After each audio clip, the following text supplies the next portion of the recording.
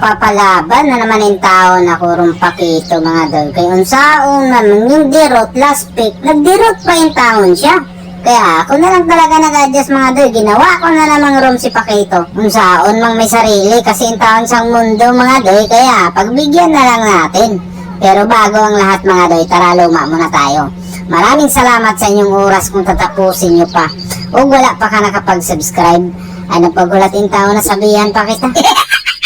Kumpiyansa, maninuan kayo yung Layla dito. Ang hindi niya alam, yung flicker ko, ganiha pang gakatol mga doy.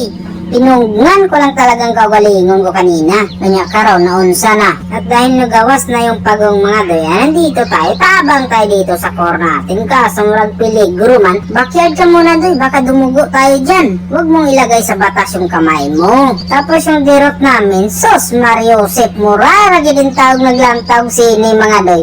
Tsaka pa yung taon siyang gumawas o sumukol, wala na kami. Legit talaga mga doy, may sarili talaga siyang mundo. Dito, bigla pa yung tao na akong tinulod ng flicker ko. Akala ko nga tama yung desisyon ng flicker ko mga doy. Kaso nasipyat na hinuan ng flicker ko. Pala desisyon ka masyadong flicker ka ha? Kaya sinulod ko na dito yung parsa mga doy. Humiga sa sulod ng tore nila. Kaso yung dirot panay higdar maninuan sa top lane. Kaya pinuntahan ko na mga doy. Paramdam ko sa kanya na mali yung ginagawa niyang may sarili siyang mundo. May sarili nga siyang mundo. Kaso parang utang lang naman yun mga doy. Di bali na lang pagka ganun mga doy. May mundo ka nga pero utang naman. Sos Mario Josep, kalami kayong tikdulan sa buna.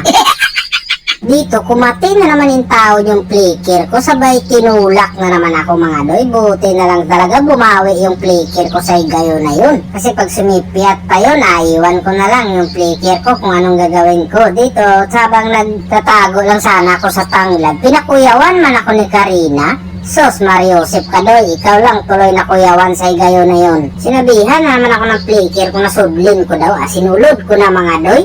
Ay kaso hindi rin ako nakagawas. Nagsuri-suri lang sana ako kaso naamades Natalia aning tanglad mga doy.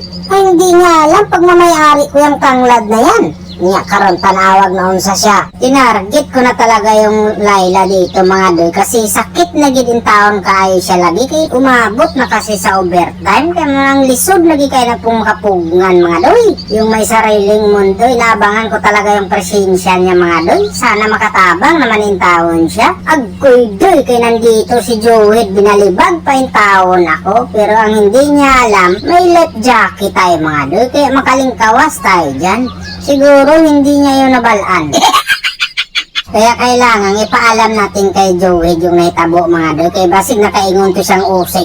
Kaso wala man hinuan mga doy. Kinakahiga naman hinuan sa diretso. Hindi ko tulad nasabi sa kanya kung bakit at paano nangyari yun mga doy. Kaya dito pinwersa na namin talagang matapos to mga doy. Binasag ko na dito sana yung tore. Kaso naigok pa man ako ni Parsa. Ay salamat, nabilin pa yung taon yung may sariling mundo. Nakabawi pa yung taon siya sa mga pagkakataon.